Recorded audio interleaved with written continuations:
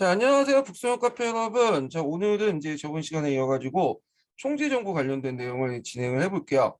전에 이제 전 시간에 대노민주 반동을 이제 얘기를 했잖아요. 대노민주 반동을 이끌었던 사람들은 국민공회에 있었던 좀 온건파들이에요. 온건파들. 그래서 그 안에는 세력이 좀 약간 다양한 집단들이 되게 많은데, 자, 이들은 보통 이제 총재정부를 이끌었던 핵심 세력이고요.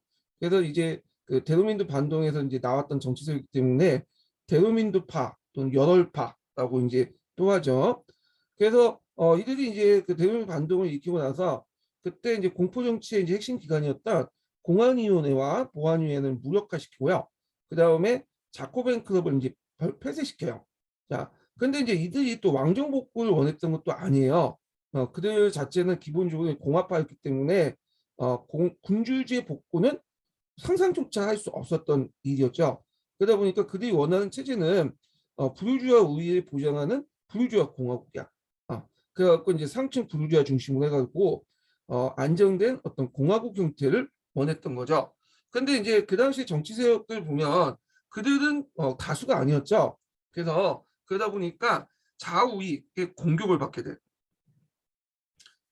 이들은 이제 민중을 기반으로 해가지고 이제 뭐 그 군대 권력을 형성한 게 아니었기 때문에 이 자의측 민중이죠. 민중들의 또 공격을 받고 그다음에 우익 그 당시 이제 왕당파 세력도 있죠. 그다음에 일반 이제 자기들 반대하는 그런 공화파들 등등의 또 이제 뭐 지도등파 계열된 공화당파들의 공격을 받아요. 그리고 이제 이렇게 해가지고 좀 약간 혼란식이었다. 되게 무능한 정치를 했다. 이렇게 보시면 될 것 같아요. 그래서 이런 혼란들을 어떻게 극복을 했냐. 일단은 좌우익이 딱 뭐냐 한쪽에 치우치지 않고 균형을 뭐냐 유지하려고 했어요. 균형, 중립정책.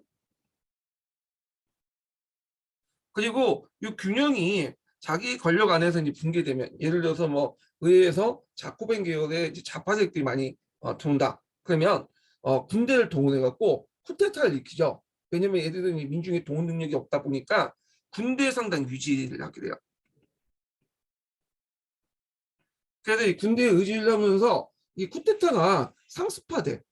그래서 우리가 이제 그 나폴레옹의 부르메르 쿠데타만 기억을 하는데 실질적으로 그 총대정부 시기 때는 이런 쿠데타가 그 전에도 몇 번 있었다는 거예요. 부르메르 쿠데타는 이제 이걸 종결시켰던 쿠데타 이렇게 이제 보시면 되겠죠. 야, 그래서 이제 좀 약간 혼란한 정치를 시작했다 이렇게 보시면 될 것 같아요. 그러면 이제 내용을 볼게요. 자, 총재 정부는 95년 헌법을 이제 제정하죠. 그래서 이 95년 헌법의 특징은 주로 이제 요 데르멘드 파가 상층 부르주아 중심이기 때문에 약간 이제 뭐냐면 국민의회에 비슷한 이런 이제 그 헌법 체제를 만들어요. 그래서 이제 보면 보통 선거제를 폐지하고요. 유상 계급을 중심으로 한 제한 선거를 실시해서 500인의 원로원과 양원을 원로원의 그 양원 입법부를 이제 만들고 원로원에 이제 선출하는 5명의 총재가 주도하는 행정부를 구성을 해요. 여기에서 이제 한 명이 총재가 아니라 5명의 총재가 이제 주도를 했다는 것은 뭐냐면 로벤스 피에르 같이 이런 독재자가 탄생을 막기 위한 거죠. 그래서 일종의 집단 지도 체제를 만들었다 이렇게 보시면 되고요. 그래서 이제 있고 여기 더 추가하자면 거기에 이제 그 상권 분리 원칙이 적용된다. 권력을 누가 어떤 기관이 독점하지 않기 위해서 상권 분리를 추구했다. 이렇게 보시면 돼요. 그래서 이제 성격은 전반적인 성격은 이 총재 정부는 부르주아들 기반으로 이때 부르주아라는 거는 일반 중소급의 부르주아가 아니라 상층 부르주아예요. 예, 기반으로 성립된 집단 지도 체제였다. 이렇게 이제 요약을 해볼 수 있고요. 자, 여기 제가 이제 프랑스 혁명 때 헌법을 좀 요약을 해놨어요. 91년 국민의회 헌법, 93년 국민공회 헌법, 95년 총재정부 헌법의 특징들을 쭉 얘기를 하고 있거든요. 여기에서 거의 이제 그 내용들 파악을 해두시면 될 것 같아요. 자, 그러면 총재정부의 위기를 보자. 아까 얘기했던 총재정부는 일단은 좌우익부터 이제 공격을 받았고 정치가 되게 분화됐죠. 거기다가 이제 뭐냐면 그 예전에 흥망정부에서 추구했던 그런 이제 그 정책들이 부작용이 막 나타나기 시작한 거야. 그래갖고 상당히 이제 뭐냐면 혼란기였다, 경제적인 측면 때도. 그래갖고 이제 전반적으로 재정 경제적 위기를 이제 맺게 되는데, 그 이제 정책 중에 통제경제 정책 포기가 이제 원인을 더 지금 부작용을 가속시켰죠. 그래서 이제 국민공회 때는 이제 그 중앙정부가 나와서 통제경제 정책을 했잖아요. 근데 이걸 이제 포기해, 통제경제 정책을. 네. 그래서 이제 포기를 했거든요. 그리고 또 이제 아시나가 이제 너무 가격이 뛰니까 아시나를 이제 뭐냐면 폐기시키고요. 그 다음에 최고 가격제도 폐지시켜. 예. 근데 오히려 이런 것들이 인플레이션을 더 가속화시키죠. 예. 그래서 이제 이런 정책들을 했다라는 거죠. 자, 그 다음에 채무 지배를 거부함으로써 재정을 억지로 모면하려고 했다. 이렇게 있어요. 그래서 이제 여기는 뭐 채무 지배율이라고 했는데 국가 채무를 얘기해요. 국가 채무의 뭐 100%를 이제 뭐냐면 그 거부한 게 아니라 디폴트라고 하죠. 이제 채무는 이제 지불을 못하겠다, 이렇게 디폴트를 한 게 아니라 한 3분의 2 정도, 거의 6, 70%를 이제 뭐냐면 못 내겠다, 뱉잖아, 이런 식으로 나와버린 거예요.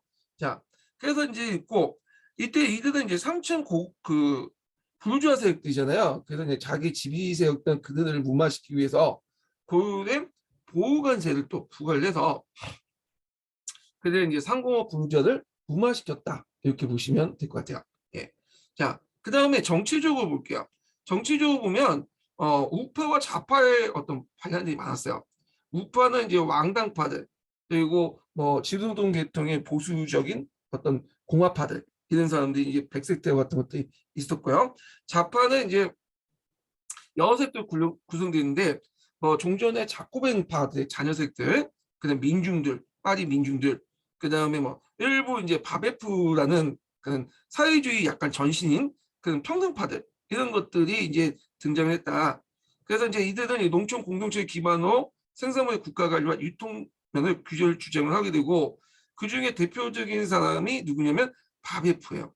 이 바베프를 평등파라고 그 당시 했거든요. 그래서 이제 이 바베프가 그 당시 이제 균등 소유를 외치면서 자산과 노동의 공유를 내세워요. 그러니까 약간 공상적인 어떤 사회주의 이런 것들을 이제 내세웠던 거죠.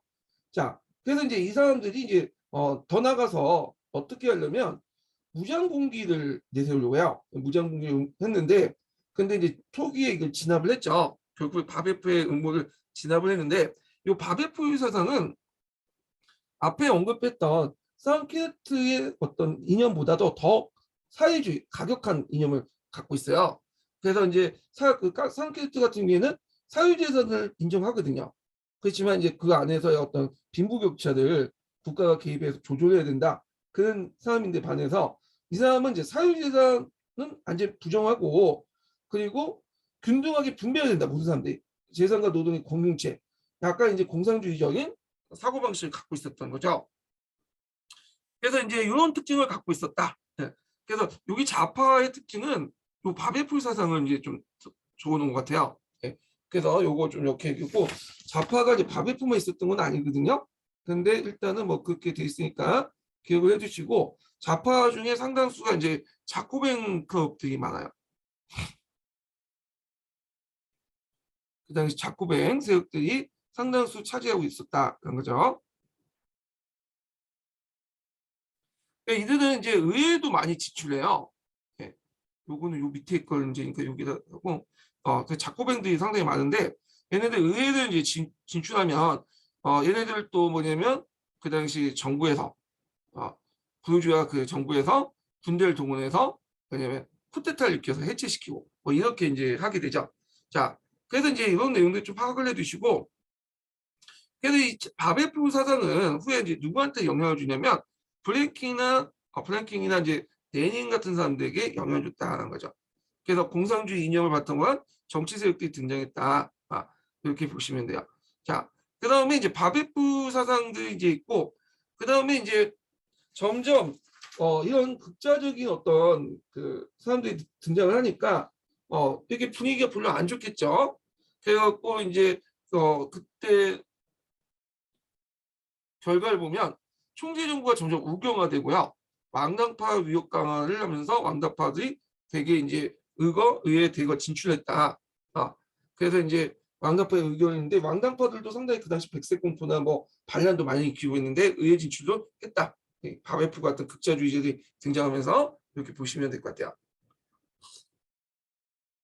자, 그 다음에 여기 좀 약간 보충할 게 있어요. 여기 좀 내용이 부족을 해갖고 정치 측면에서 보면 총재 정부 때 자기 세력들을 이제 좀 약간 꼽기해서 뭐를 이제 통과시켰냐면 3분의 2 병력을 통과시켰어요.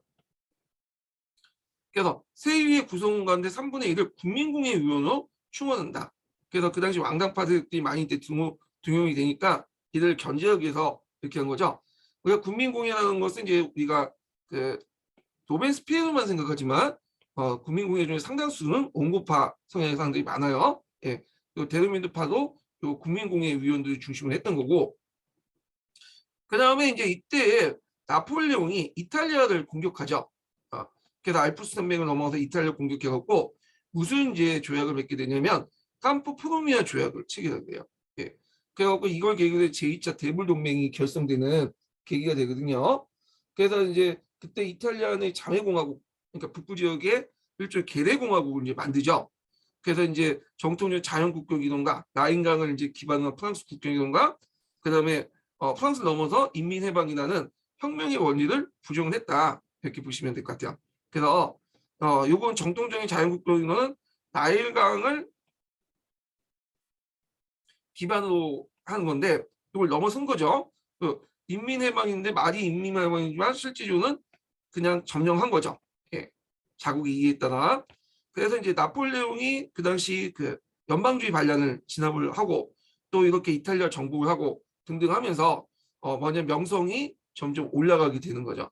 결국에는 나중에는 이제 영국을 견제하기 위해서 이집트까지 원정을 하게 되죠. 예. 그래서 이집트 원정하는 중에 또 돌아와서 쿠데타를 일으켜서 정권을 장악했다. 이렇게 보시면 될 것 같아요. 자, 그래서 이제 이렇게 혼란스럽게 그 당시 또 부르메로 그 당시 이제 총재 정부는 누굴 또 컴백시켰냐면 이집트에 있었던 그 당시 그 나폴레옹을 불러냈죠. 그래서 이제 쿠데타를 일으켰어. 그 나폴레옹은 부하들 버리고 호놀란신 들어와서 그 당시 그 총재 정부의 일부 세력들과 결탁을 해갖고 쿠데타를 일으켜요. 그래서 결국에는 이걸 통해서 권력을 장악하게 되죠. 이걸 이제 혁명론으로 부르메로 다들 일어났기 때문에 부르메로 쿠데타 이렇게 이제 보시면 될 것 같아요.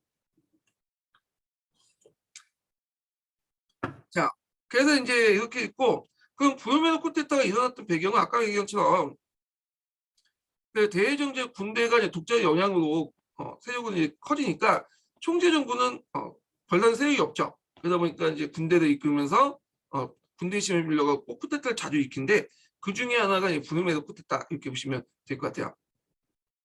또 배경을 보면 국유재산 매각 등으로 혁명의 혜택을 받은 부르주아 농민들. 이때 이제 부르주아 농민들은 되게 이제 뭐냐면 보수화됐어요. 그래서 혁명 초기 때는 상당히 급진적이었잖아요, 이 사람들이. 근데 시간이 지나면서 이제 국민공예 등등 해갖고 그 당시 귀족들의 땅을 뺏어서 그들에게 많이 나눠줬거든요. 그러다 보니까 좀 이제 토지를 많이 갖게 된 거야. 그러니까 자기 재산을 지켜줄 수 있는 인물들이 필요하죠. 그래서 이제 보수화되기 시작해요. 그러니까 이 총재 정부가 좀 무능해가지고 사회주의 같은 비슷한 어떤 사람들이 등장하고 제대로 통제를 못하니까 자신의 어떤 재산을 좀 지켜줄 수 있는 뭐냐 강력한 지도자를 원하겠죠. 그러다 보니까 이제 나폴레옹의 어떤 군사 독재가 가능했던 거고요. 예. 자, 하여튼 그 결과 1799년 11월에 나폴레옹의 쿠데타로 총재 정부가 쓰여졌다. 이렇게 보시면 될 것 같아요. 예.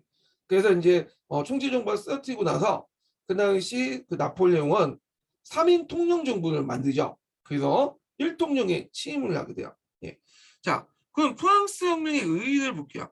자, 프랑스 혁명의 의의는 교과서나 뭐 개론 수준의 이제 의의예요. 그리고 이 뒤에는 프랑스 혁명의 영국 경향이 있는데 요거는 예전에 한번 시험문에 나왔던 거죠. 자, 프랑스 혁명의 의의는 정치적으로는 이제 전제적 절대왕족을 타파하고 시민계급의 권력을 장악했다. 그러니까 이거는 이제 청교도혁명과 달리 명확하게 계급혁명이죠. 요건요. 자, 경제적으로는 봉건적 잔재를 제거함으로써 그 당시 앙시아 레지임을 제거하면서 자본주의 순조로운 발전을 가능했고요. 자, 사회적으로는 앙시아 레지임이 신분적이고 불평등한 것을 타파하고 귀족 계급에 대한 시민 계급의 승리함으로써 자유롭고 평등한 근대 시민사회 발전을 가능했다. 그리고 종교적으로 구습에 접어든 낮은 전시대 사고방식에 대한 계몽사상의 전면적 승리였다. 그리고 우리가 이제 프랑스 하면 삼색기가 떠오르잖아요. 이 삼색기의 이제 그 상징적 의미가 자유평등 우회죠. 그러니까 자유평등 우회를 주장을 했다. 그래서 이제 우회는 뭐 각자 보시고 평등만 좀 볼게요. 자, 이 평등이라는 개념이 프랑스 혁명이 진행되면서 점점 의미가 달라지기 시작하죠.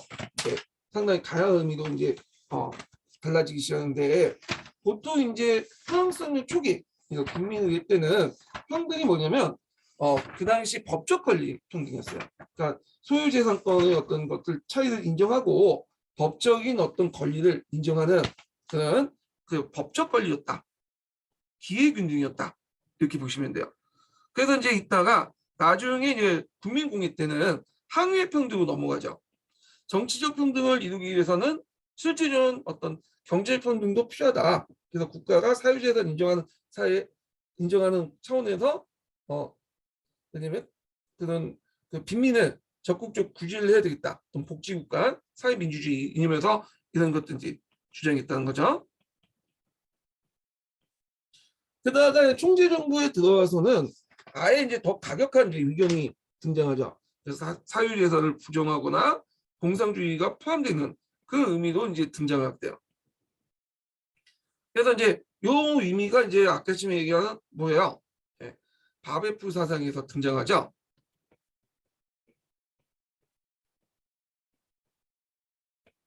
그래서 이게 의미가 점점 확장됐다, 좀 가격화됐다 이렇게 보시면 될 것 같아요. 예. 자, 그래서 이제 이런 내용들 기억을 해주시면 될 것 같고요. 자, 그 다음에 뒤에 넘어가서 프랑스 혁명 영국 경향을 볼게요. 이게 09년 2차 기출문이 나왔는데 최근에는 뭐 간점 이런 거 쓰라고 나오지 않거든요. 예. 쓰면 이제 다 내용이 많아지잖아요. 채점하기 힘들잖아. 그래서 딱딱 떨어지는 부분만 있기 때문에 나올 가능성은 별로 없을 것 같아. 이게 2차 기출에 이제 나왔던 거고 나올 만한 소지도 안 되고요.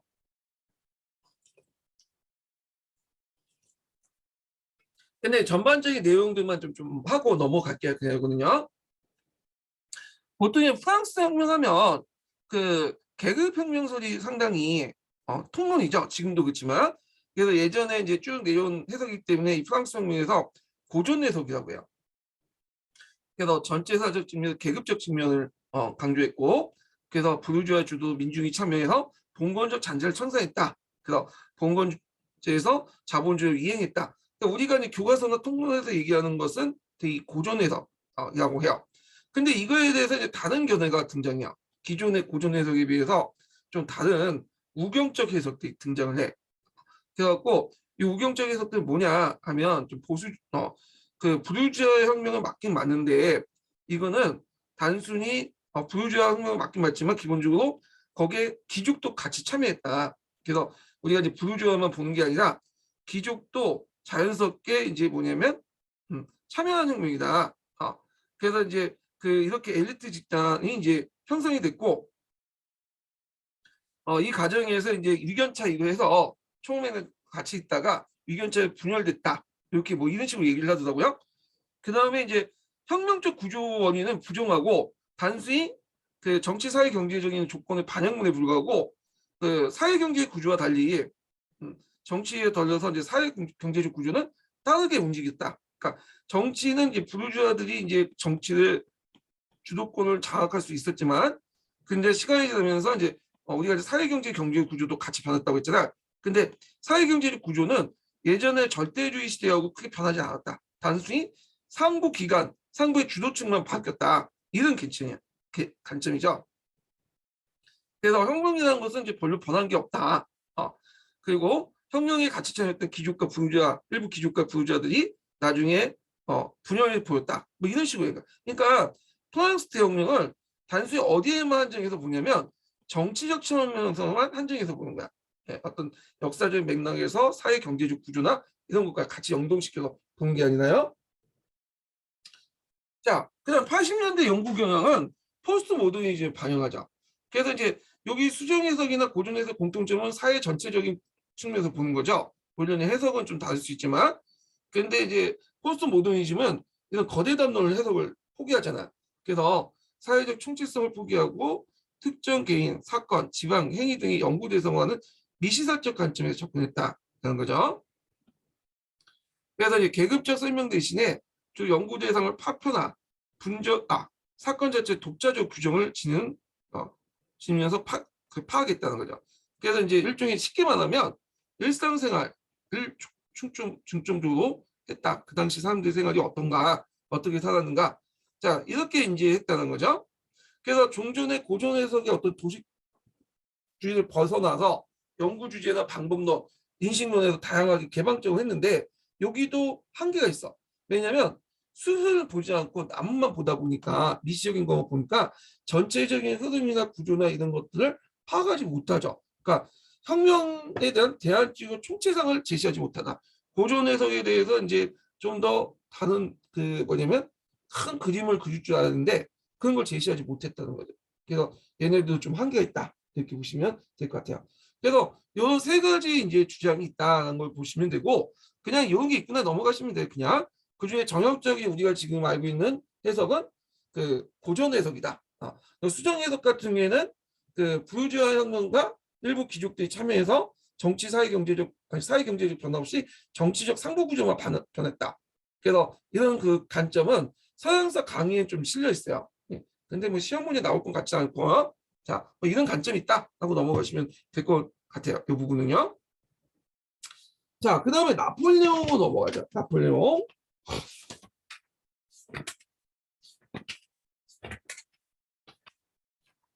자, 나폴레옹 관련된 문제는 시험 문제 나올 것 같긴 한데 왜 안 나오더라고요. 이 부분은요. 프랑스 대혁명까지 나오고 나폴레옹까지 넘어간 적이 없어. 나폴레옹. 근데 수능에는 자주 나오거든요. 예, 이 사람은. 자, 나폴레옹에 대해서 이제 좀 보죠. 원래 이 나폴레옹은 프랑스 사람은 아니에요. 이 사람이 원래 이제 그 태어난 곳이. 그래서 이 나폴레옹 보나파르트는 이 코르시카 섬이 있죠. 예, 보면 이탈리아 반도가 있고 여기에 사르디아 섬이 있고 여기 나타난 코르시카라는 섬이 있잖아요. 예, 요 코르시카 섬에서 태어났던 사람이야. 코르시카 섬. 거꾸로 했네. 북쪽이 코르시카고 이쪽이 사르디아죠. 예. 여기에서 태어났던 사람이죠. 여기에서. 그래서 이제 있는데 원래는 여기가 이제 이탈리아 영토였죠. 예. 근데 이제 나중에 그 당시 그 프랑스로 넘어가는 영토예요. 그러니까 이제 이탈리아 사람들이 많이 살았어요. 그 당시에는 여기가. 그래서 이 나폴레옹 보나파르도 원래 이탈리아 가난한 귀족 가문 출신으로 이제 출생이었거든요. 그러다가 이제 프랑스 육군사관학교를 들어가서 공부를 했고 장교로서 활동했다가 또 이탈리아의 독립운동에 잠깐 참여했다가 포기하고 다시 들어와서 또 장교로서 활동했던 사람인데 이 사람이 이제 여러 활동들을 하는데 그 사람이 부각되기 시작했던 건 뭐냐면 국민공예 때 그때 이제 연방주의자 반란이 일어나요. 이 남부 지역의 투동이라는 곳에서 이 투동항구에서 이제 반란이 일어나니까 여기에 이제 들어와서 이 사람이 포병장교니까 포를 잘 쏴갖고 그 연방주의자들 물리쳤거든. 그러면서 이제 뭐냐면 부각이 되죠. 그 후에 총재 정부에서 이제 이탈리아 원정도 참여하고 주도를 하고 또 이집트 원정도 했잖아요. 그래서 국민들 지지를 이제 많이 받고 있었어. 예. 그리고 부름에도 쿠데타를 통해서 집권을 하게 되죠. 이 사람이. 자, 그래서 이제 그 당시 이제 이탈리아 원정이나 이집트 원정 등등 해가지고 큰 공을 세웠다. 이렇게 보시면 될 것 같아요. 그래서 이탈리아 원정 앞에서 얘기했고, 그때 이제 오스트리아 패퇴시킨 후에 캠프 포르미아 조약을 맺었고요. 그 다음에 이집트 원정을 해갖고, 그때 이제, 총재정부 때 제2차 대불 동맹을 결성하고 있었거든요. 그래서 영국의 배후를 치기 위해서 그 당시 이집트를 공격을 한 거야. 그래갖고 이제 했는데, 결과적으로 그렇게 성공하지 못했어요. 실패했죠. 나폴레옹이 도중에 이제 빤수를 했죠. 그래서 그 당시 부르메르 쿠데타에 참여하기 위해서 도망쳐 나왔고, 거기에 있었던 이집트 병력들은 거의 포로가 됐어요. 그래서 나중에 돌아온 사람이 별로 없었다고 그래요. 한 5, 6천 명 정도? 그 정도밖에 없었다고 하는데, 이집트 원정에서 좀 눈여볼 게 뭐냐면, 이때 로제타 비석을 발견했다는 거예요. 네, 로제타 비석. 그래서 이제 이때 로제타 비석인데, 이 로제타 비석이 뭐냐 하면, 그때 이제 그 나폴레옹이 고고학에 상당히 관심이 많았어요. 그래서 자기가 이제 이집트 원정을 할 때 고고학자들도 같이 데리고 갔거든요. 그래서 이제 이 고고학자들이 그때 로제타 비석을 발견했어요. 그래서 이제 이집트 문자가 그때 상형 문자가 해석이 돼.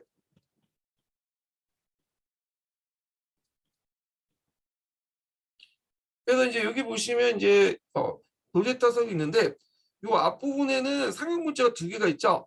하나가 이제 그 민중 문자가 있고, 그 다음에 하나가 신성 문자. 예. 그 다음에 여기 하나가 이제 고대 그리스어가 있는 거야. 근데 민중 문자, 신성 문자는 그 당시 이제 이집트 상형 문자여서 알지 못했던 상태고, 알고 있었던 문자는 고대 그리스 문자죠. 그래서 예전에 포트로마이오스 때 이제 세워진 그 비석이에요. 참고로. 그래갖고 이제 보니까 처음엔 잘 몰랐어. 이게 무슨 의미인지. 근데 여기 고대 그리스어를 보니까 뭐가 나오냐면 클레오파트라라는 말이야. 클레오파트라. 클레오파트라 여왕이 나온 거예요. 참고로 이제 포트로마이오스에서는 되게 남자 혈통의 왕이었다. 남자 왕은 그 포트로마이오스 이렇게 부르고요. 그 다음에 그 여왕은 클레오파트라 불려요. 우리가 이제 클레오파트라를 어떤 이제 마지막 그 시저나 안토니우스하고 이제 로맨스를 즐겼던 그런 여왕으로만 생각하지만, 예전에도 계속 클레오파트라가 있었어요. 예. 그래서 클레오파트라를 발견하니까 이제 그 신성 문자, 민중 문자, 해당 문자를 보니까 똑같은 뭔가 비슷한 클레오파트라 의미가 해석된 거야. 그러면 여기가 해석되니까 이걸 알게 된 거야. 여기에 있는 내용을 뭐냐면 신성 문자, 민중 문자 번역했구나. 똑같은 내용이구나. 다만 글자가 다를 뿐이다는 걸 알게 된 거야. 그럼 고대 그리스어를 알고 있으니까 민중 문자, 신성 문자를 해석을 할 수 있겠죠. 그래서 요걸 기반으로 해서 고대 그리스어가 해석이 되기 시작한 거야. 그래서 고대 그리스가 고대 이집트가 해석된 거죠. 그래서 고대 이집트 상형 문자를 해석할 수 있는 그 기반이 됐던 것이 이 로제타 비석이라는 곳이다. 이렇게 보시면 될 것 같아요. 야, 이거 뭐 그냥 상식적으로 알아두세요.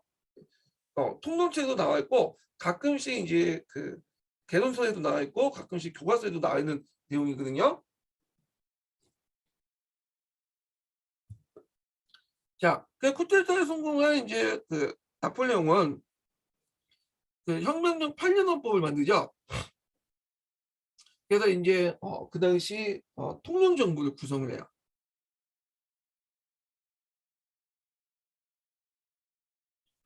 그래서 임기 10년에 3명의 통령을 행정부를 구성한다. 1통령, 2통령, 3통령.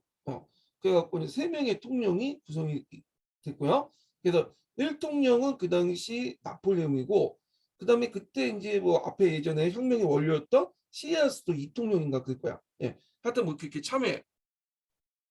근데 실권은 이제 제1통령이었던 그 나폴레옹에 집중이 되고요. 그래서 이제 국무회의, 호미원, 입법, 언론 4개 기관이 각각 입법부의 일부 기능을 행사했다. 게다가 이제 법을 다시 고쳐가지고 종신통령이 돼. 죽을 때까지 해묵동지하고, 후계자 임명권과 헌법을 수정권을 갖고 있고, 결국에는 이제 공화국의 틀을 벗어나서 제정으로 넘어가죠. 그래서 나폴레옹 1세가 됐다. 이런 거죠. 그러면 왕이 되지 왜 황제가 되냐, 이렇게 이제 할 수 있는데, 예전에는 많지만 유럽에서는 왕이 황제가 결국 상하관계가 아니에요. 왕이 요 정도면 우리가 상하관계 인식하잖아요. 킹은 요 정도야. 예, 약간 정치적 지배력이 좀 더 강한 사람이 황제인데 되게 왕은 혈통을 따져요. 혈통. 근데 황제는 유럽에서 능력을 따져. 예. 그러니까 혈통을 따지기 때문에 왕이 될 수 없는 거야.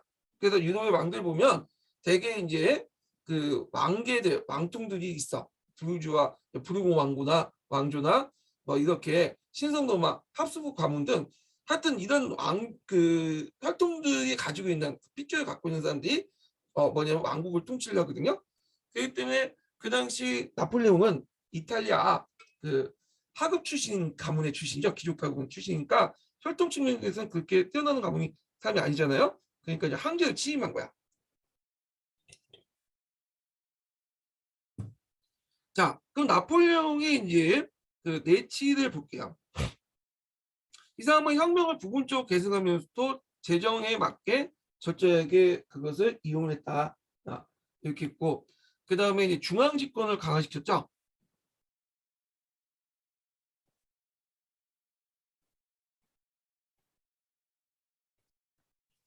그리고 이제 종교 협약을 맺죠. 예. 요거 상당히 중요한데, 왜냐하면 혁명 기간 때, 그 당시 이제 그 교황하고 그 혁명 정부의 갈등이 있었어요. 근데 이제 문제는 나폴레옹을 집권하니까 이렇게 갈등을 계속 유지할 수가 없었던 거야. 왜냐하면 그 당시 프랑스인들의 거의 90%가 카톨릭을 믿고 있었잖아요. 그리고 이제 프랑스인들 특징이 뭐냐면 혁명은 혁명이고 종교는 종교인 거야. 그러다 보니까 그 교황과의 협약을 통해서 어떤 협조를 통해서 정치를 할 수밖에 없었어요. 결국에 나폴레옹과 교황의 피우스 7세가 이 종교 협약을 맺게 되고요. 그래서 이제 서로 양보를 했죠. 그래서 카톨릭이 프랑스 국민 대다수의 신앙임을 인정한다. 그리고 성직자 선출제를 폐지하고요. 그리고 주교는 정부가 지명하고 교황이 선임한다. 그래서 이제 교구 신부는 주교가 임명한다. 이렇게 있어요. 그러니까 주교라는 것은 좀 약간 그 여러 성당을 묶어서 한 지역당 이렇게 주교를 만들잖아요. 고위직 성직자죠. 그래서 고위직 성직자들은 정부가 먼저 지명을 한 다음에 형식적 교황이 선임하는 식으로 이렇게 바뀌었고요. 그다음에 교구 신부는 주교가 임명해요. 네. 그러니까 이제 여기에서 이제 이런 식으로 주교를 세워놓으면 이 주교가 그 밑에 있는 성당들을 신부를 임명하는 그런 것들을 했죠. 자, 그 다음에 교회는 10분의 1세 혁명 중에 몰수된 재산을 포기하는 대신에 그 당시 성직자의 국가가 봉급을 지급한다. 이렇게 이제 타협을 본 거야. 그래서 원래는 이제 카톨릭 교회에서 자체 재산과 그다음 11조와 그다음에 이런 걸 바탕으로 해갖고 중앙에 걷어가지고 성직자 신부들에게 월급을 주죠. 예, 지금도 그래요. 예, 근데 여기 보시면 알겠지만 10분의 1세나 그다음 몰수된 재산을 포기했으니까 자체 재원이 없잖아. 그러니까 그 대신에 그 정부가 성직자에 대해서 봉급을 지급하는 거야. 자, 이런 식으로 적당히 타협본 게 종교 허락 내용이야. 예.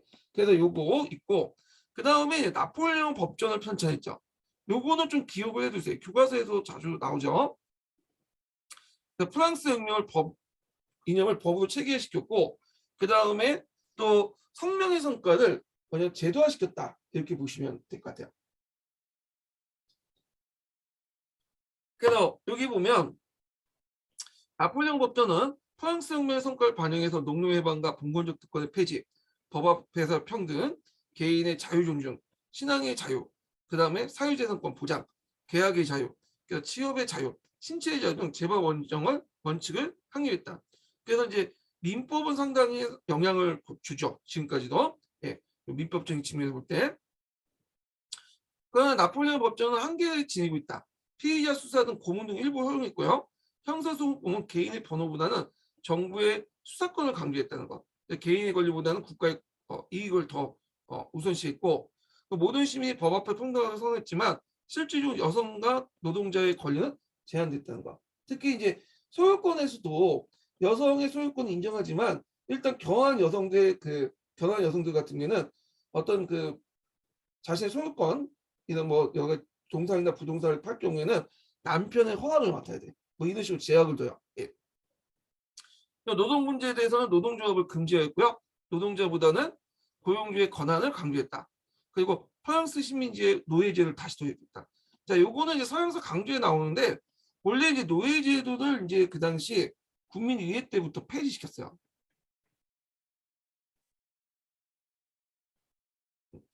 근데 이걸 다시 부활시킨 거야. 나폴레옹이. 물론 이제 나폴레옹이 물러나고 이제 다시 폐지되지만 하여튼 이렇게 이제 했다는 거죠. 자, 그 다음에 나폴레옹 법전은 근대 시민법 기본 원리가 되어서 유럽 여러 나라 라틴 아메리카의 법률에 큰 영향을 줬는데 특히 이제 민법에 영향을 줬어요. 민법. 형법보다는 소유권 관련된 내용도 있죠. 재산권. 민법에 영향을 줬고 특히 나폴레옹 민법에서 제일 강조되는 것은 소유권이야. 그래서 이제 그 나폴레옹 법정 545조에 보면 이런 말이 있어요. 그 어떤 사람도 공공의 이익을 위해서 또는 사전에 보상받지 않고선 그 소유권 양도를 강제받을 수 없다. 그 다음에 이제 그 2조에 보면 소유권 절대 원칙이 일어나죠. 그래서 인간은 소망을 갖고 태어난다. 그는 먹고 입을 수 있어야 한다. 그러므로 사람은 자기 생존과 그 유지에 필요한 물건을 가질 권리가 있다. 그것이 소유권의 기원이다.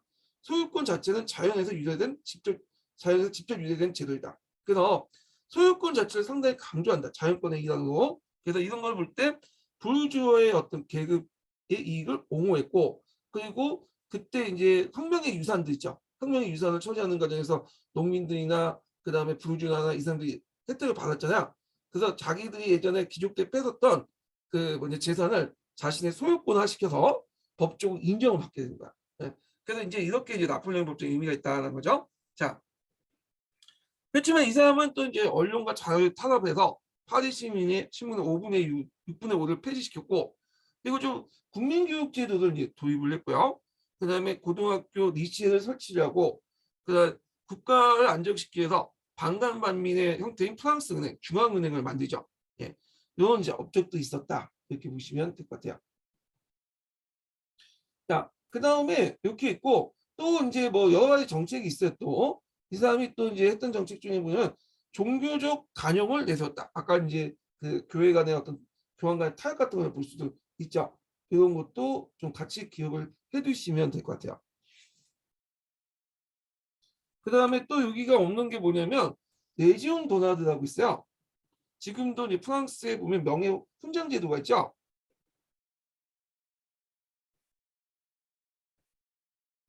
이 내지용 도나드를 이제 뭐냐면 그 도입한 사람이 이 나폴레옹이야. 이 나폴레옹은 인간의 어떤 심성을 깨트려왔죠. 인간이라는 거는 돈만 있으면 안 된다. 허영심도 있다. 그래서 이제 허세라고 하죠.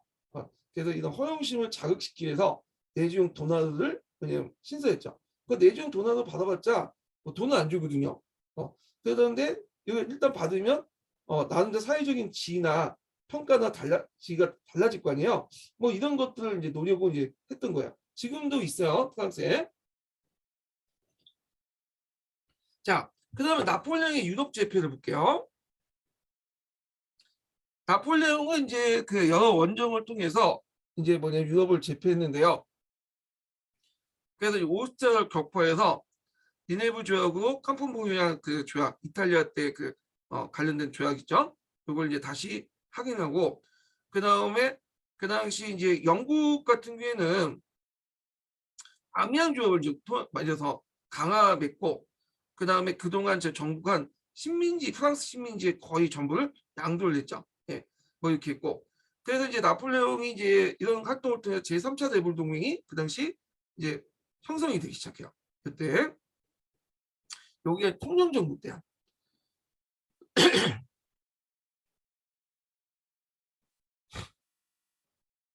자, 암양 조약으로 또 영국하고 좀 약간 소강 상태에 있다가 다시 영국을 공격하죠. 그런데 이제 프랑스 에스파냐 연합한 데가 트라파카 해전을 갔다가 그 당시 넬슨 영국 한패 대패를 하죠. 예. 이거 되게 유명한 해전이죠. 여기가 트라파카야. 참고로 이제 그 당시 스페인은 프랑스의 지배 아래 있었어요. 그래서 그때 이제 스페인 왕국이 있었는데 그때 왕을 자기 그 형을 조세핀인가 이 사람을 거기 임명을 했죠. 자, 하여튼 동생인가 형을 임명했어요. 제가 이제 잠깐 생각 안 나는데 그래갖고 이제 넬슨이 영국 함대한테 패배를 당했다. 왜냐면 그 영국 같은 경우에는 상당히 막강한 함대를 가지고 있었잖아요. 그래서 넬슨이 이때 이제 이순신처럼 열심히 싸우다가 총알 맞고 죽어요. 그러니까 약간 이제 이순신하고 비슷해, 이 사람도. 그러다가 이제 유럽 대륙을 침략을 하죠. 그래서 오스트리아, 러시아, 포위센을 격파하면서 유럽 대륙이 재패를 하게 되고요. 그리고 이제 오스트리아 일부 영토를 프랑스에 내놓게 됐고, 이때 이제 맺어진 조약이 프레스부르크 조약이에요. 그래서 이거는 오스트리아뿐만 아니라 러시아하고 같이 맺어진 또 조약이거든요. 그래서 이때 이제 계기로 해갖고 뭐가 해체됐냐면 신성 로마 제국이 해체돼요.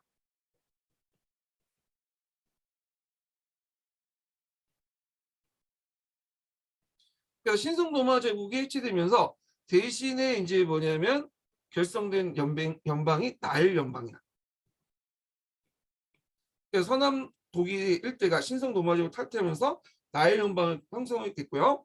그리고 오스트리아 황제가 이제 제의를 포기하면서 신성 로마 제국이 붕괴됐다. 그 계기가 됐던 조약이 프레스부르크 조약이다. 이렇게 기억을 해주시면 돼요. 그래서 그 상을 보는 서양사 보면 프레스부르크 조약 관련된 내용이 있거든요. 요거 한번 찾아서 보세요. 그 부분을.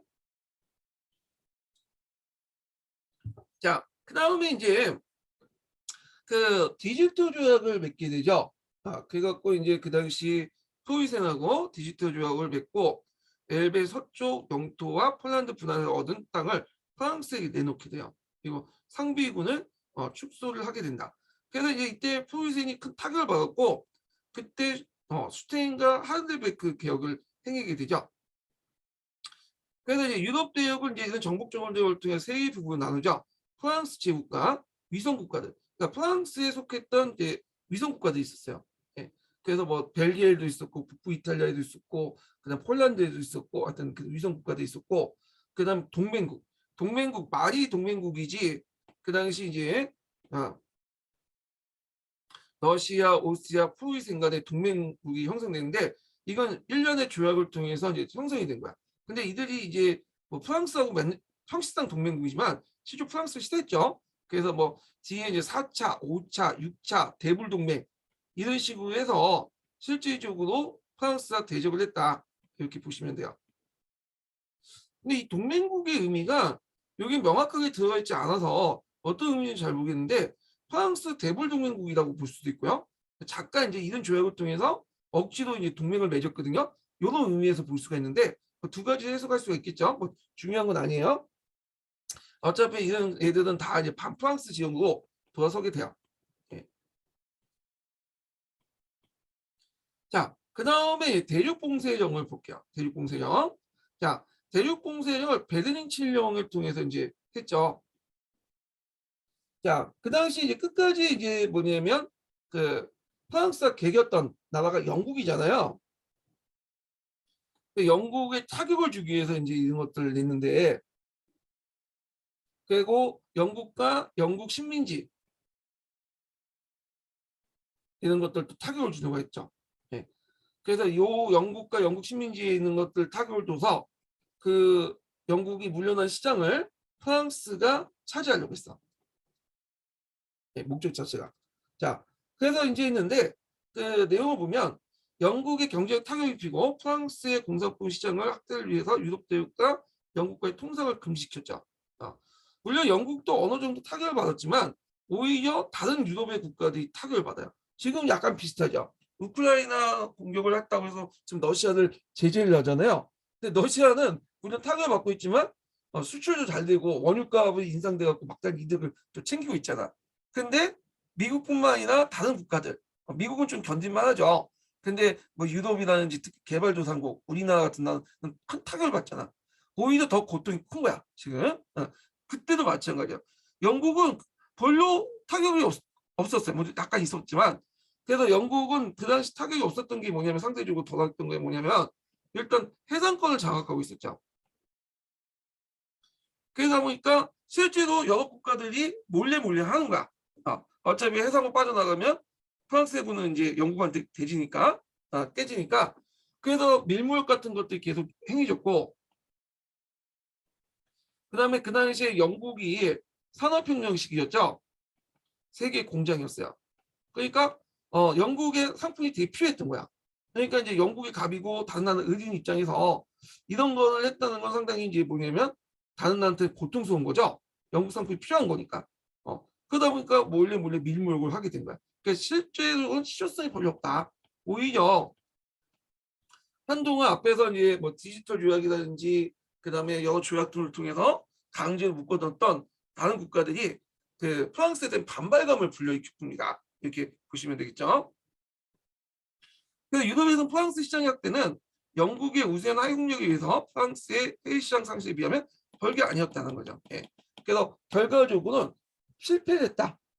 그래서 이제 그것 때문에 나중에 러시아가 계속 몰래 밀무역을 하고 그러니까 이제 그 프랑스가 그 나폴레옹이 러시아를 공격한 거 아니에요? 예. 자, 그래서 이제 이런 내용도 좀 기억을 해주시면 되고요. 자, 그 다음에 이제 푸울센 개혁을 보자. 푸울센 개혁의 이제 계기가 됐던 게 디지털 조약이죠. 디지털 조약. 그 디지털 조약 때문에 푸울센이 굴복을 당했잖아. 그래서 자극을 받아서 자체적인 개혁을 이제 하기 시작해요. 이 사람이. 그래서 이제 이사합니다. 그 국가가. 그래서 스테인과 하른덴베르크가 이제 개혁을 하게 되는데 스테인은 10월 칙령을 통해서 농노를 폐지하고요. 그 다음에 도시 조정을 내가지고 길드 중심의 어떤 중세적 도시 자치를 폐지하고 근대적 도시 자치를 수립을 했다는 거죠. 예. 그래서 중상계급 중심으로 도시 자치를 수립을 하려고 했다는 거죠. 길드 중심이 아니라. 그 다음에 중앙기구의 어떤 강력한 중앙기구의 구상 이런 것도 있고 그 다음에 프랑스가 또 징병제를 실시했잖아요. 예전에 이제 왕조국가에서는 용병들을 주로 했거든요. 상비군이나. 근데 얘네들이 돈만 받고 있기 때문에 잘 움직이지 않아. 위기 시엔 도망을 가고. 그래서 프랑스식 어떤 징병제를 또 도입을 하려고 했어요.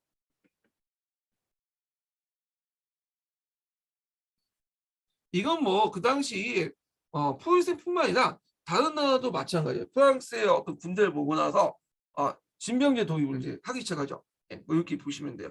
근데 슈타인의 개혁은 이제 하다가 말았어.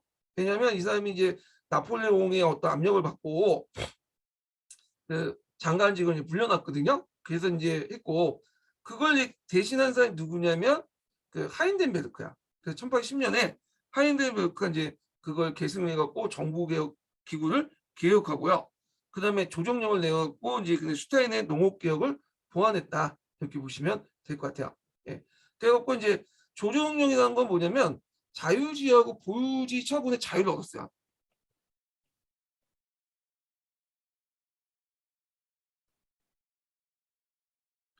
그래서 소유권을 갖고 있는 자기 자유지와 보유지는 경작권이죠. 예. 이런 것들을 이제 가지고 있는 처분을 나름대로 개인이 마음대로 할 수 있도록 했지만 그 당시 이제 그 대영지는 그대로 남겨뒀기 때문에 영주재판권도 소멸되지 않았어요. 한계가 있었죠. 예.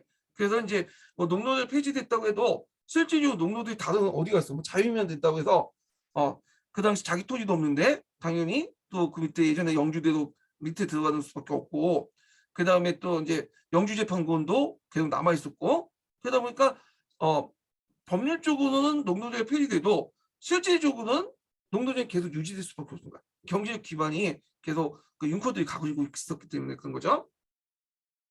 자, 그래서 한계와 의의를 보면요. 농노제 폐지 한계 보면 농민은 인신의 자유와 보유지 처분의 자유를 얻었으나 오히려 보유지의 상실의 위험이 수반되었다. 자기 보유지가 강제 뺏길 수 있는 거죠. 반강제죠. 뭐 처분이라는 이름으로 헐값으로 강제로 이제 영주에 대해서 다시 매각될 수 있는 거 아니에요? 그래서 자신의 경작권을 뺏길 수도 있는 거고 자 대형주 그대로 남겨두고 영주 재판권 소멸되지 않았다는 거. 그래서 이제 이런 것들이 실제 형식적으로 이제 뭐냐면 농노제 폐지판 실질적인 농노제 폐지는 농노제는 유지돼야 되었다 이렇게 보시면 돼요. 자 그래서 최악의 봉건제 최악의 폐단만 제거하고 실질적으로는 근대국가 군대사를 포명할 뿐이지 권력은 계속 예전 체제 유지한 거야. 권력 국왕이나 융커 군대에 집중된 권력 체제가 계속 유지가 됐다 이렇게 보시면 될 것 같아요. 스타인 때 아까쯤에 얘기했지만 이제 그 프랑스 진봉제를 도입했다고 했잖아요. 그때 이제 스타인 아래에서 이제 샤로스라는 사람이 군제 기업을 해요. 그래서 징병제를 도입하고 했으나 장교는 여전히 토지인 윤코가 독점했다. 그래서 이제 여기 있고요. 그래서 이제 단의 의의 같은데 봉건적인 체약의 대단만 제거하고 근대 국가 근대사 내투만 입힌으로써 포유세의 국가 권력과 권위는 여전히 국왕과 윤커 군대에 남아 있었다. 이렇게 보시면 될 것 같아요. 그래서 자유의 신장이나 이 국가의 자체의 변화보다는 포유세의 어떤 절대주의 근대화 효율성만 높이기 위한 개혁이었다. 그러니까 이제 아래로부터의 개혁이 아니라 위로부터의 개혁이었다. 이렇게 보시면 돼요. 근데 이제 이 포유세의 개혁은 그럴 수밖에 없었던 게 위로부터 밑으로부터 개혁을 하려면 민중들이 의식이 성장되고 부유자 계층들이 성장하고 그래야 되는데 그런 게 없었거든요. 예. 그러다 보니까 개혁은 하더라도 국왕 중심, 왕 중심, 그 융커 중심의 어떤 위로부터 개혁밖에 할 수가 없었던 상황이었어요. 예. 뭐 이런 것들 같이 기억을 해두시면 돼요. 그 다음에 독일 민족주의가 각성이 됐죠. 예. 그래서 이제 프랑스 그 나폴레옹 업적 중에 하나가 뭐냐면 자유주의와 민족주의를 뭐냐 전파했다는 거거든요. 특히 이제 민족주의에 큰 영향을 줬는데 나폴레옹이 이제 왜 이렇게 민족주의에 연결되냐 하면 그다음에 나폴레옹이 침해받고 외부에 공격을 받으면 내부의 응징력이 강해질 거 아니에요. 그 과정에서 이제 독일 민족주의가 뭐냐면 형성이 되기 시작해요. 네. 그러면 이제 그때 이제 그 형성의 계기가 됐던 게 뭐냐면 그림 형제가 있어요. 그림 형제가 이제 낭만주의 영향을 받아서 그때 민중 문화를 이제 많이 개발을 했는데 그래서 그림 형제가 동화집 같은 것들 뭐냐면 제작을 하죠. 그래서 거기에서 이제 예전부터 고대로부터 중세부터 쭉 내려왔던 독일 지역의 동화들을 일종의 신어놔. 그래서 이걸 신어으로써 그 당시 프랑스와 프랑스 문화를 반격을 한 거야. 우리는 너네들과 다르다. 이런 것들을 이제 보여주는 거죠. 예. 그래서 집단 민족 형성에 큰 영향을 줬던 거다. 이렇게 보시면 될 것 같아요.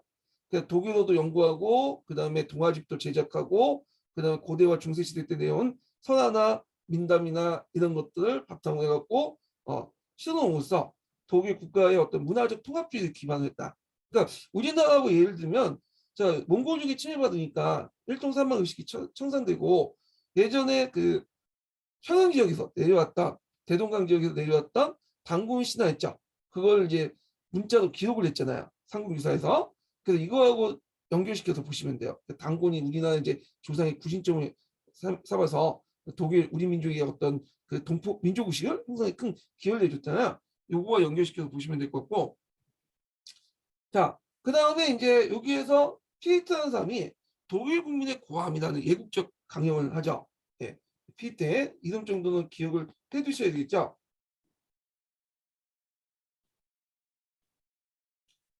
그래서 이제 나폴레옹이 이끈 프랑스의 침략을 맞서고자 독일 국민의 고함이라는 연설을 했는데 그래서 이제 여기를 통해서 뭘 했냐 독일어는 본원적인 언어이며 독일 민족은 도덕적인 본원적인 민족이다. 그래서 독일어는 그 본원적인 언어이며 독일 민족은 도덕적으로 본원적인 민족이다. 뭐 이런 식으로 주장을 해요. 예. 그래서 독일의 어떤 독일의 민족 국가 건설을 호소했다. 이렇게 보시면 되겠죠. 그래서 이런 그 연설이 후에 독일 통일 운동에 큰 영향을 줬다고 그래요. 예. 그래서 이제 베른 대학이 이제 창설돼서 피이트 같은 독일 민족주의 엘리트 교수진들이 여기에 포진해서 왜냐면 베른 대학에 근무를 했고요. 그 다음에 이제 여러 이제 해방 전쟁이 일어나죠. 예. 해방 전쟁은 뭐냐면 나폴레옹의 지배를 받거나 영향을 받고 있던 국가들이 나폴레옹으로부터 독립해 나가는 거야. 그 영향을 뭐냐면 나폴레옹 정복 전쟁에 형성된 그 민족주의가 큰 영향을 주죠. 그러니까 민족주의를 통해서 나폴레옹 정복 전쟁했지만 또 민족주의 반격을 받고 나폴레옹이 또 뭐냐면 몰락하는 계기가 돼요. 자, 여기 보면 이제 에스파냐에서 이제 먼저 일어났는데 자, 에스파냐에서 이제 이때 에스파냐가 그 당시 자기 그 왕국이 있었죠. 에스파냐 왕국. 그러니까 프랑스에서 만든 게레 왕국이 있었어. 그래서 이제 자기 형인가 그럴 거야. 그래서 형을 이제 꽂혀놨더니 정치를 개파를 친 거야. 거기다가 또 앞에서 얘기한 이제 뭐 그 대륙봉쇄령 같은 걸 내리니까 이 에스파냐 지역에서 반발이 일어나게 되죠. 그래서 특히 영국군의 또 지원을 받고 그러니까 이 에스파냐인들은 이제 어떤 식으로 이제 했냐면 게릴라 방식으로 이제 했어. 예, 치고 빠지는 식으로. 그러니까 게릴라란 말이 여기에서 탄생된 거야. 원래 게릴라는 말이 이제 스페인어잖아요. 그래갖고 이제 게릴라의 그 방식으로 치고 빠지는 식으로 해서 했고, 그다음 프랑스군이 진압을 하려고 했지만 결국 실패했다. 그래서 특히 도중에 러시아 원정이 또 있었잖아요. 그래서 러시아 원정 때문에 진압이 실패됐고요. 그리고 아까 대륙 봉쇄령 해갖고 이제 했는데, 대륙 봉쇄령 처음으로 해갖고 이제 계기가 됐던 건 에스파냐 그 반란을 진압하는 거고요. 에스파냐 대륙 봉쇄를 어겼던 거죠. 그 몰래. 그 다음에 이제 또 하나가 이제 러시아인데, 예, 러시아도 이제 대륙 봉쇄력 때문에 일어나죠. 러시아가 몰래 또 그 대륙 봉쇄를 어기고 하니까 러시아 원정을 갔다가 깨지게 되죠. 예. 그래갖고 이제 그때 그 대륙 봉쇄령을 지키지 않았기 때문에 러시아 원정을 갔잖아요. 근데 모스크바까지 공격을 했어요. 그렇지만 이제 그 동장고에 막그 물러났다 이렇게 이제 보고 있어요. 물론 이제 최근에 동장군보다는 그 진흙탕에 빠져가지고 뭐 요즘에 러시아군이 우크라이나 공격할 때 진흙탕이 문제가 됐잖아요. 잠깐 무슨 이름을 까먹었는데 하여튼 그것 때문에 졌다고 하는데 하여튼 패해서 돌아왔어요. 그때 이제 많은 사람이 죽었죠. 도망가고. 그래서 시민이 아까 이제 그 나폴레옹을 라이프치히 전투에서 패배를 시켰죠. 그 나폴레옹은 이제 엘베 섬의 이제 통치자로서 유배됐고요. 그러다가 이제 다시 엘베에서 빠져나와서 파리로 들어와서 잠깐 이제 집권했다가 그 당시 워터 전투에서 영국과 프로이센에게 패배를 했다. 그래서 이걸 이제 보통 백일천하다고 하잖아요. 그래갖고 이제 이렇게 해서 이제 나폴레옹이 몰락을 했다. 이렇게 보시면 될 것 같아요. 여기.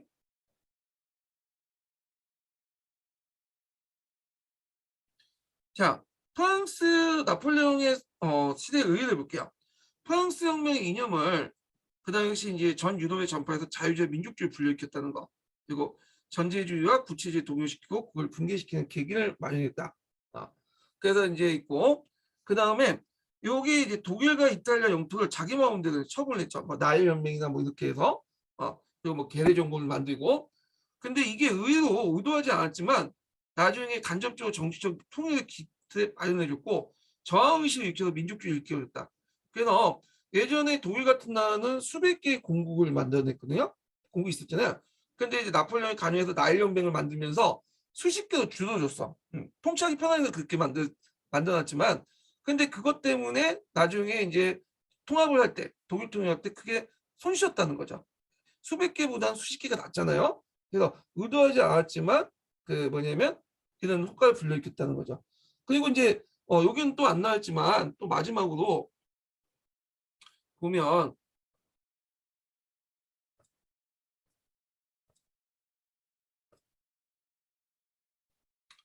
프랑스 혁명의 혼란을 수습해서 혁명의 성과는 시민계급과 그다음에 토지 소유자인 농민들이 유리하기 때문에 유리하게 이제 확장시켰죠. 그래서 프랑스인들에게 위대한 국민은 영광을 보였다. 그래서 이걸 바탕으로 해서 이제 민족주의 형태인 보나파르타리즘이 형성이 됐죠.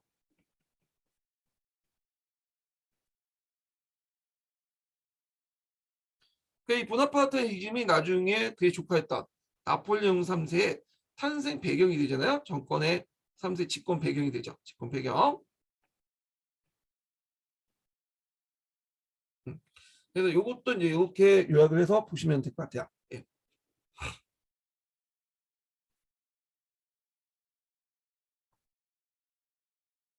자, 그러면 이제 이렇게 해서 나폴레옹 관련된 내용을 이제 좀 봤고요.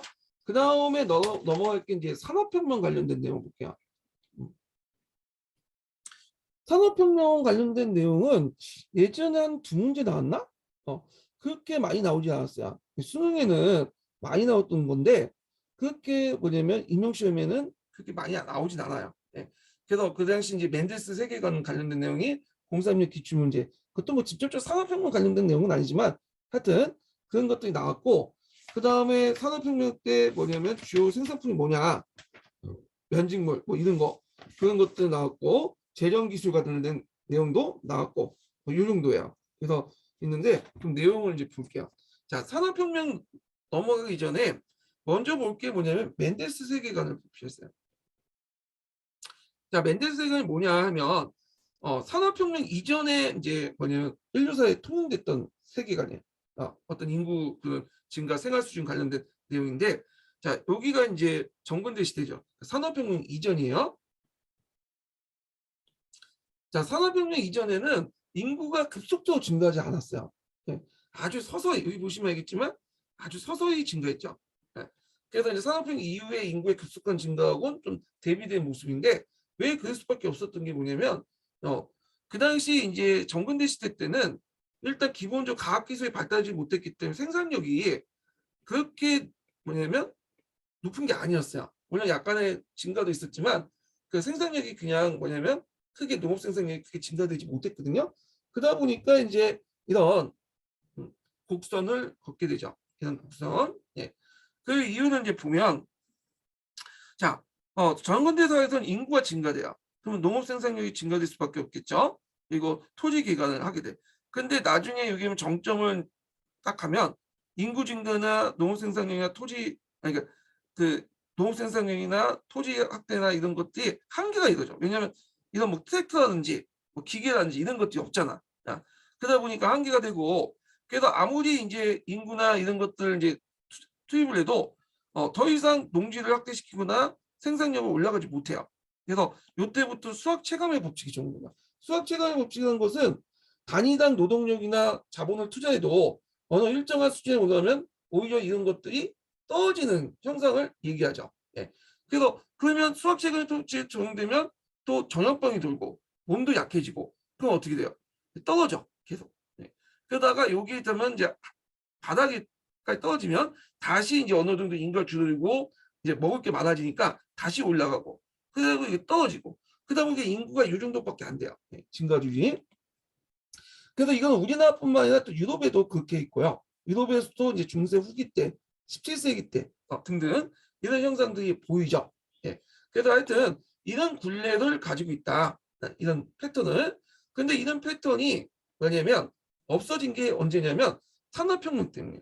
산업혁명 때 이제 농업 생산력이나 공업 생산력이 올라가고, 그리고 또 의약품도 널리 보급되고 등등 하면서 인구가 가파르게 이제 올라가게 돼요. 산업혁명 이후에. 그래서 이때부터는 우리가 이제 수학 체감의 법칙이 깨졌다. 자, 그렇게 이제 보시면 돼요. 그러면 이 정근대 시대 때 인구 변화를 잘 나타낸 이름이 뭐냐면 맨델슨 이름이죠. 그러니까 맨델슨이 이제 그 당시 그 뭐야 그 인구론에서 이렇게 얘기했잖아요. 그 식량은 그 당시 산소급 수준 올라가고 인구는 기하급 수준 올라간다. 결국에는 그것 때문에 큰 고통을 겪는다. 뭐 이런 식으로 얘기를 했잖아요. 그게 다 뭐냐면 기존에 이제 이런 맨델스적 세계관이 통했던 정근대 시대 때 어떤 패턴 때문에 그래요. 예. 그런 것도 좀 기억을 해주시면 되고, 예전에 그 관련돼서 예문에 나왔고요. 서양사 강의에는 잘 설명돼 있어요. 이 부분이요.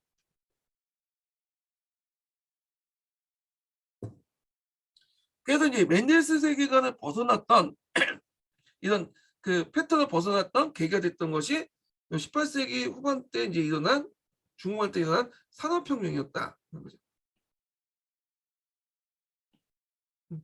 그래서 산업 때 그런 것들 패턴을 벗어날 수 있었던 게 뭐냐, 근본적인 생산력 발전이죠. 기술 발전. 그런 것들이 이제 생산의 증가나 수학 체계 법칙이 적용되지 않았고, 이런 것들이 이제 인구를 부양할 수 있는 농업 기술 발전시키면서 많은 인구를 부양하고 또 생활 수준의 향상을 동시에 이뤘다. 그래서 이런 내용들 기억을 해두시면 되고요. 자, 그러면 이제 산업혁명 넘어가기 전에 인크루즈 운동에 대해서 좀 볼게요. 왜냐하면 이제 영국에서 이제 인크루즈 운동이 일어났기 때문에 이게 이제 산업혁명의 기반이 됐던 운동이거든요. 자, 여기 보면 되게 인크루즈 운동을 1차 인크루즈 운동, 2차 인크루즈 운동 이렇게 보면 되죠. 그래서 이제 15세기 때 1차 인크루즈의 전조 현상이 일어나요. 그래서 모직물 산업이 발전되죠. 그래서 14세기 이후부터 모직물을 자체적으로 영국이 생산을 하게 되죠. 그 다음에 농촌 수공이 발달되고요. 그 다음에 자영농민층이 등장하면서 농민층 분화가 시작됐다. 예. 그래서 이제 16세기 들어가면 모직물 공급 정상균을 맞게 되고 그 당시 이제 인크로즈 운동이 본격화돼요. 예.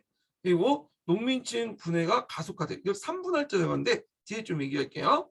그 용원 중심으로 농업 자본주의가 시작되고 17세기 들어가면 인구가 증가되니까 그 많은 인구를 홀조 먹여 살 필요가 있겠죠. 그래서 제2차 인크로즈 운동이 나요. 이걸 농업혁명이라고 하는데 이 관련된 내용이 예전에 03년 기출문이 나왔어요. 그 부분이. 그리고 적은 땅을 가지고 효율적으로 농사를 짓기 위해서 그 농업 경영화, 합리화가 일어나죠.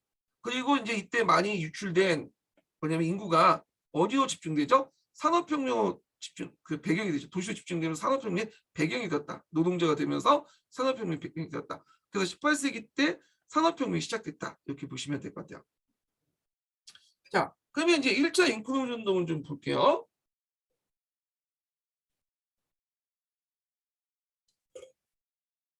자, 15, 16세기 때 이제 당시에 영국의 어떤 상황을 보면요. 영국은 일찍부터 이제 장원제도 붕괴됐죠. 농노제가 소멸됐다고 했잖아요. 그래서 대부분은 이제 그 농업 노동자가 떨어졌지만 또 상당수는 또 독립자원 농민인 자유농민 용어로 남게 되죠. 예. 그리고 모직물 공업이 상당히 발달했다. 농촌 공업을 기반으로 수공업을 기반으로 수공업 발달을 했고요. 그때 이것이 1차 인크루전 운동의 배경이 되죠. 그리고 이제 1차 인크루전 운동을 하면서 모직물을 이제 수출해야 되니까 이 상인 집단의 어떤 경제적 이해관계가 동질성이 부여되면서 정부에 대한 공동 정성이 형성됐고 그 다음에 또 인크루전 운동이 발생하면서 요 사이에 뭐가 일어나냐면 1차 산업혁명이 일어나요. 그 당시 이제 모직물이 발달되고 또 무역도 발달되고 유력한 시민계층이 형성되고 등등 하니까 신규 산업들이 등장한 거야. 뭐 석탄 산업, 철사, 유리, 비누 이런 것들인데 자 철사 같은 경우에는 이제 그 여러분들 유리는 이거 왜 필요하겠어요 이거는 철사나 뭐 비누 같은 거는 그 당시 이제 인크루전 운동과 관련된 거죠. 양들이 밖으로 나가는 것들을 막고 자기 땅 경계를 뭐냐면 표시하기 위해서 철조망을 치잖아요. 그래서 이런 거 철사가 필요하고 양들이 이제 뭐냐면 그 당시 이제 턴을 깎고 모욕을 시키기 위해서 비누 같은 것도 있고 등등. 그래서 관련 사업들이 발달된 거야. 예. 그래서 이제 이걸 뭐라고 얘기하냐면 영국 역사상 1차 산업혁명이라고 해요. 이거 서양사 개론에 있어요. 이 용어가. 그래서 우리가 이제 좀 오해할 게 뭐냐면 여기 오리지널 산업혁명 있잖아. 그 앞에서 얘기했지만 그 전후로 산업혁명도 있었죠. 이건 좀 작지만 여기 영국에서 일어난 이런 산업혁명을 전에 일어났다 해서 1차 산업혁명. 그 다음에 산업혁명 이후에 일어난 거는 2차 산업혁명. 그러니까 이게 1차 산업혁명이 아니라 이게 앞에 일어난 게 1차 산업이고 그 다음에 일어난 게 2차. 산업혁명 그냥 산업혁명을 불려요. 하도 유명한 거니까. 전후로 1차 산업혁명이 있었다. 이 개념 파악을 해두시고 자, 그 다음 1차 인크루전 운동을 볼게요.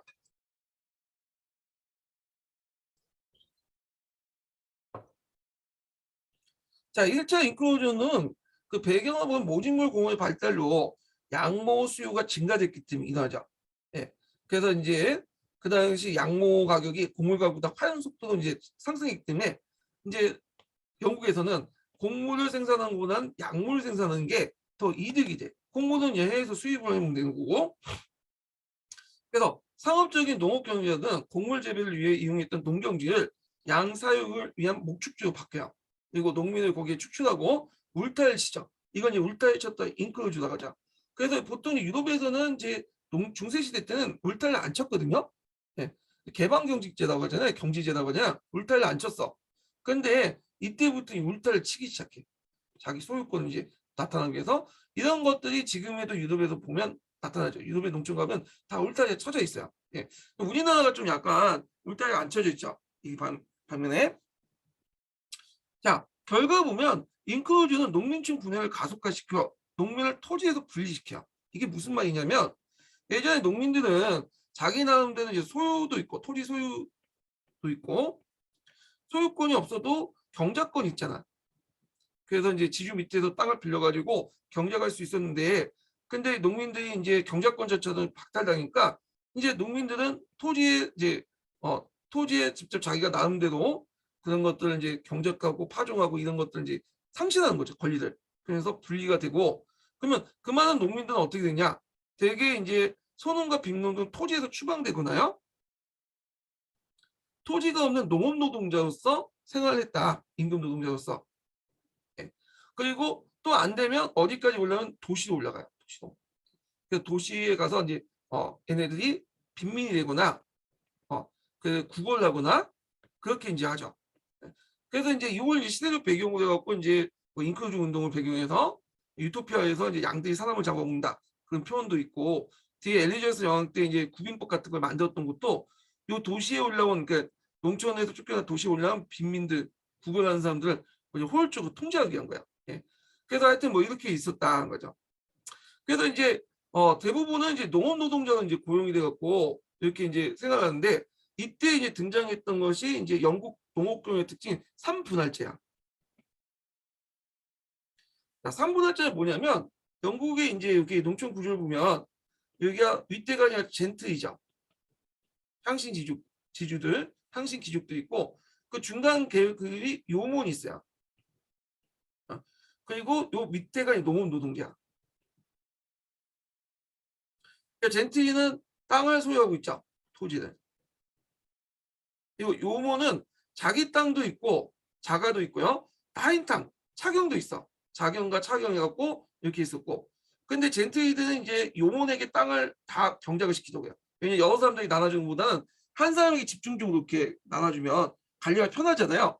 그래서 이제 요몬이 있고, 그 다음에 이 요몬 밑에 고용된 사람이 있어요. 그때 필요할 때마다 노동력을 제공한 농업 노동자들이 있죠. 예. 그래서 이제 보통 이 요몬들을 우리가 이제 그 당시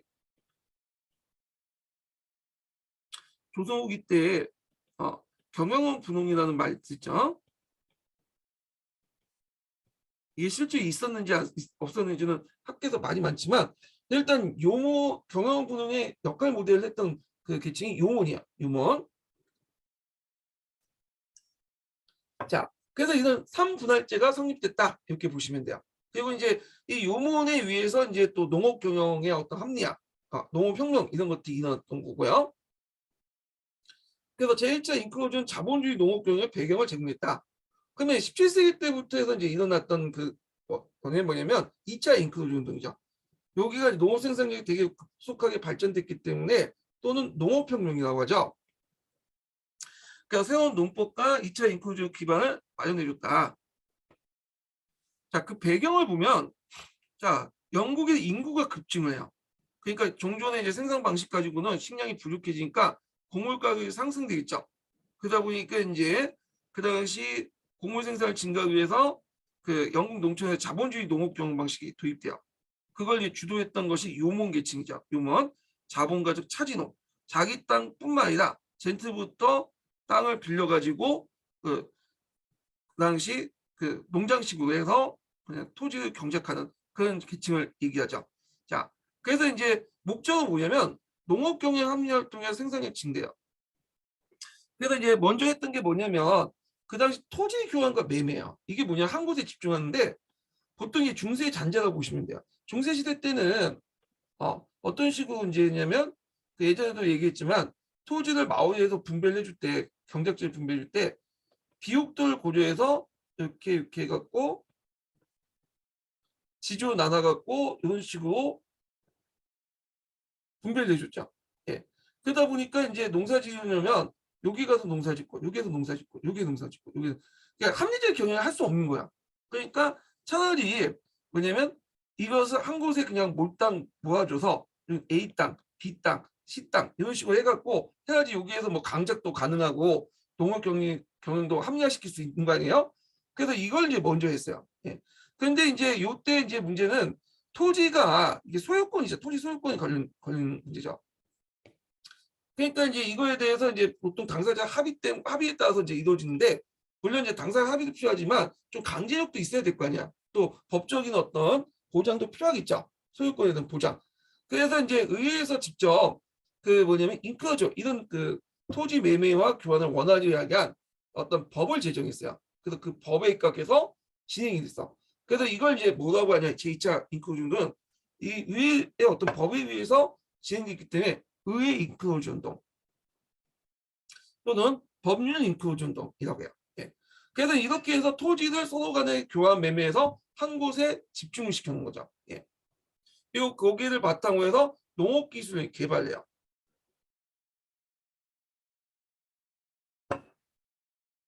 그래서 뭐냐면 정해진 한정된 땅에 농업기술 개발을 통해서 생산량을 극대화시키는 방법을 했다. 그래서 이제 사용했던 방법들이 교대농법, 계량목축보급, 목축지, 계량 윤작 도입 등등의 여러 가지 농업기술을 개발했다. 자, 교대농법은 예전에 산포제를 했잖아요. 근데 약간 이걸 번영해서 곡물을 이제 연이어 재배한다는 경기를 목축지로 바꿔서 7, 8년 동안 후하는 방식이야. 그러니까 예전에는 그냥 후한지 놀렸는데 그냥 놀리지 않고요. 이 놀릴 때 그 목축지를 만들어. 목축지에 뭘 이제 주로 심냐 하면 계란 목축을 보급하자. 그래서 우리가 이제 잘 알고 있는 클로버 같은 것들 이런 것들을 이때 목축지에서 심어요. 이걸 왜 이렇게 심냐면 일단은 뭐 일석이조를 노린 거죠. 하나는 이제 뭐냐면 그 양 같은 것들을 먹여 살리기 위해서 소나 이 양 같은 것들. 그 다음에 두 번째로는 이렇게 이런 것들을 심으면 밑에 있었던 뭐 질소가 빨리 복귀가 돼갖고 뭐냐면 농사가 잘 된대요. 윤작법이 특징이라고 하는데 저는 제가 농사를 짓지 못해서 잘 모르겠고 하여튼 윤작법을 하면 이거 다른 작물을 재배해갖고 다른 식으로 재배를 해서 땅을 이런 식으로 윤작법을 하면 지역 감소도 상당히 줄일 수 있다고 하더라고요. 예. 그 다음에 이제 강물을 목축지에 흐르게 해서 풀의 성장을 돕고 수율 공급을 해주고 그 다음에 이제 개량 윤작이라 갖고 요거 개량 목축하고 연결돼 있죠. 그래서 후한지를 두는 대신에 이런 것들을 심어서 사료작물 재배하고 또 뭐냐 지역을 복귀시키는 데 큰 도움이 되고 뭐 이런 이제 농업기술 개발을 했다. 그래갖고 이제 했다는 거. 그러면 이제 이런 기술들하고 효율적으로 운영을 하다 보니까 농촌에 더 이상 이제 많은 인구가 필요 없는 거야. 농업 노동력이. 그러면 어떻게 됐어요? 2차 인크루즈 운동 때 결과 이제 몇몇 사람들만 뭐냐면 농사를 짓고 나머지 이제 사람들은 이제 농업 노동자도 필요 없겠죠. 그러다 보니까 이 농민들이 어디로 올라가면 도시로 집중하게 돼요. 도시도. 그래서 영국 산업혁명에 필요한 노동력을 제공해줬다. 이렇게 보시면 돼요. 근데 주의할 것은 이건 1차 인크루즈 운동이 아니에요. 2차 인크루즈 운동이에요. 왜냐하면 2차 인크루즈 운동은 산업혁명과 동시에 진행을 했기 때문에 거의 산업혁명의 노동력이 필요할 때 산업 노동자로서 농민이 필요했던 거죠. 근데 1차 같은 경우에는 농촌에 방출돼도 갈 데가 없어요. 일자리가. 그러니까 도시에 올라가도 빈민이 되거나 구걸나거나 그럴 수밖에 없었던 상황이었어요. 자, 하여튼 이런 것을 이제 보통 2차 인크루즈 운동, 의회 인크루즈 운동, 농업혁명 이렇게 보시면 되겠죠. 자, 하여튼 2차 인크루즈 운동을 계기로 해갖고 이제 산업혁명이 일어났다는 거죠. 산업혁명. 예. 그래서 이제 산업혁명은 좀 쉬었다가 진행을 할게요. 첫 번째 인증문 알려드릴게요. 첫 번째 인증문은 50번입니다. 첫 번째 인증문 50번입니다.